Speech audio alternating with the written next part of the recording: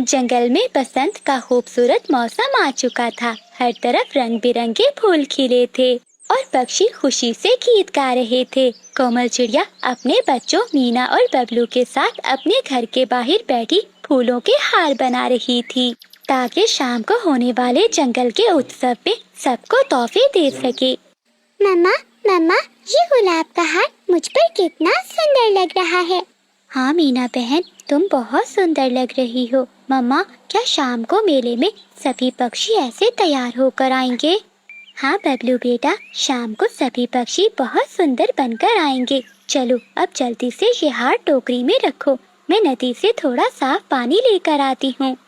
कोमल, नदी के पास तेज हवा चल रही है, जरा संभल कर जाना। ठीक है चंदू जी, आप बच्चों को लेकर अंदर चलें। ऐसा कहते हुए चिड़िया नदी की तरफ चली जाती है। जैसे ही वो नदी के किनारे पानी भरने के लिए नीचे उतरती है, तो उसे नदी के साफ पानी के अंदर एक अजीब और चमकता हुआ चांदी का आईना दिखाई देता है। इस आईने के चारों तरफ हीरे जड़े हुए थे और वो पानी के अंदर भी चमक रहा था। अरे वाह, कितना सुंदर आईना है। इसमें तो मेरा चेहरा और भी सुंदर दिखाई दे रहा है। कोमल चिड़िया अभी आईने को देख ही रही थी कि अचानक आईने के अंदर से एक आवाज आती है। कोमल चिड़िया, मैं जंगल का जादुई आईना हूँ, जो सिर्फ सच्चे और अच्छे दिल वाले पक्षियों का चेहरा सुंदर दिखाता हूँ, लेकिन लालची और मक्कार पक्षियों का असली चेहरा सबके सामने ला देता हूँ। अरे तुम बोल भी सकते हो, लेकिन तुम्हारा जादू क्या है?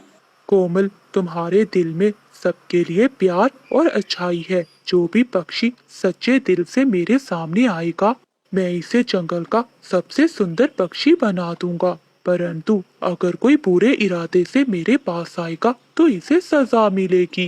ये तो बहुत अच्छी बात है। शाम को मेले में सभी पक्षी तुम्हें देखकर बहुत खुश होंगे। कोमल चिड़िया उस आईने को लेकर अपने घर आ जाती है। घर पहुंचते ही मीना बबलू आईना देखते हैं।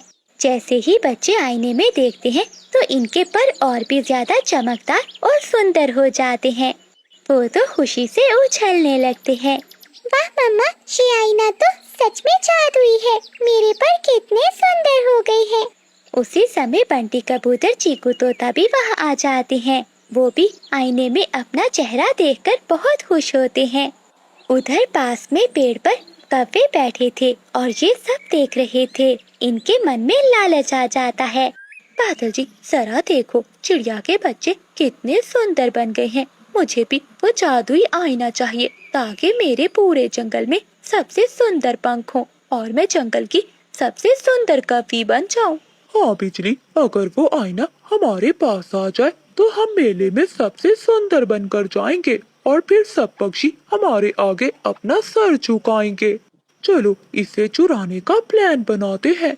दोपहर को जब कोमल चिड़िया और चंदू चिड़ा थोड़ी देर के लिए आराम कर रहे थे, बादल कौवा और बिजली कौवी चुपके से खिड़की के रास्ते अंदर घुस जाते हैं और मेज पर रखा हुआ आईना चुराकर भाग जाते हैं।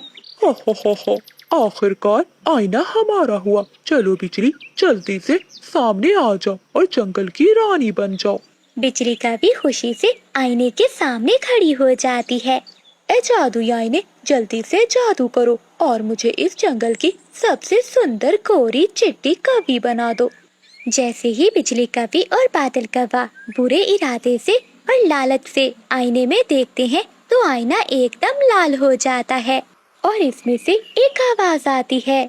मूर्ख और चोर कौवो, तुम्हारा दिल काला है, तुमने चोरी की है। चोरी और लालच का हमेशा बुरा परिणाम होता है। अब सबके सामने अपना असली चेहरा देखोगे।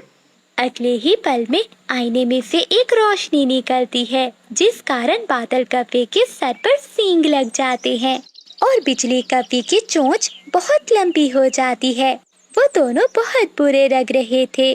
अरे बाप रे, ये मेरी चोंच को क्या हो गया? कितनी बड़ी हो गई है। मेरा सुंदर चेहरा खराब हो गया। नहीं, मेरे सर पर ये सींग कहाँ से आए? अब पक्षी हमें देखेंगे तो क्या कहेंगे? मम्मा, पापा, आप दोनों बहुत डरावने लग रहे हैं। मुझे आपसे डर लग रहा है। शाम हो चुकी थी और मेले का समय भी हो गया था। सभी पक्षी मेले में जमा थे, परंतु बादल और बिजली अपने बुरे चेहरे की वजह से घर में छुपे रो रहे थे। कोमल चिड़िया अपना आईना गायब पाकर समझ जाती है।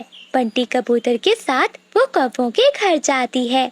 बादल भाई, बिजली बहन, बाहर आओ। मुझे पता है आईना तुम्हारे पास ही है। जब बादल और बिजली रोते हुए बाहर आते हैं तो इनका अजीब चेहरा देखकर मीना और बबलू सभी पक्षी हंसने लगते हैं। मम्मा, आंटी की चोंच देखे कितनी लंबी है। मीना बेटी, ये चोरी का परिणाम होता है। कोमल बहन, हमें माफ कर दो। हमने लालच में आकर आईना चुराया था। हमारे पुराने चेहरे हमें वापस दिला दो। हम इस चेहरे के साथ जंगल में किसी को मुंह दिखाने के लायक नहीं रहे। बिजली बहन, आईना सिर्फ चेहरा नहीं दिखाता, वो पक्षी के अंदर का लालच भी बाहर ला देता है। अगर आपको सुंदर बनना था तो दिल को साफ रखना चाहिए था। फिर चिड़िया आईने के पास जाकर कहती है, आईने जी, इन्होंने अपनी गलती मान ली है। इन्हें सजा मिल चुकी है। प्लीज आप इन्हें माफ कर दो। चिड़िया की बात सुनते ही आईने से एक सुनहरी रोशनी निकलती है और बादल बिजली का चेहरा पहले जैसा नॉर्मल हो जाता है। ये देखकर कौवों की जान में जान आती है। कोमल बहन, तुम्हारा बहुत बहुत धन्यवाद। अब हम कभी किसी की चीज नहीं चुराएंगे और ना ही लालच करेंगे।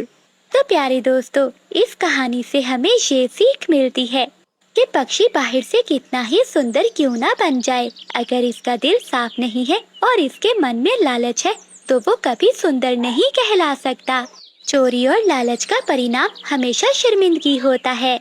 अच्छे काम, ईमानदारी और साफ दिल ही पक्षी की असली खूबसूरती और इसकी सबसे बड़ी शक्ति होते हैं।